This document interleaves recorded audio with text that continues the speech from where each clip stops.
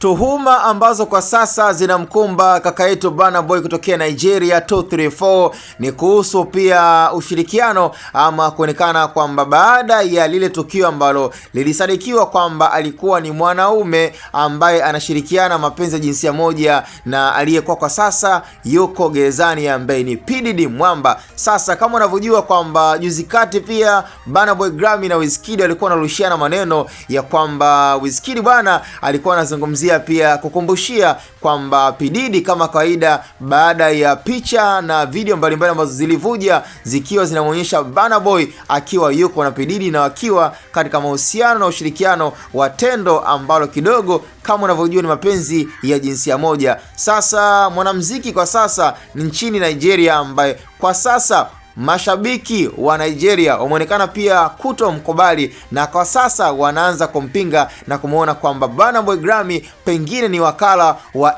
LGBT. Kama unavyojua kwamba ni nembo ya upinde wa mvua ambayo pia inatambulika sana na kirefu chake ni lesbian, gay, bisexual, transgender. Yani ni mapenzi ambayo yamekuwa yakihusishwa ya jinsia moja, wanawake kwa wanawake lakini pia wanaume kwa wanaume. Sasa msanii ambaye kwa sasa mashabiki wanamkataa, hawampendi na hata ma DJ kiujumla wa nchini Nigeria kwa sasa wamemkataa Burna Boy Grammy ambaye tayari ameshaonekana kuwa na tabia ambavyo sivyo kabisa na vile ambavyo imekuwa ni tamaduni ya watu wa Nigeria, kwamba inakuwaje msanii mkubwa ambaye wanamheshimu, wanampenda, wanamsapoti kujihusisha na mapenzi ya jinsia moja. Na kama kile kipindi ambacho watu waliamini kwamba kweli kumbe P Diddy alikuwa na date na Burna Boy Grammy. I say hizi story zisikie kwa jirani yako, lakini zisikutokee ama zisitokee kwenye familia ya kwako.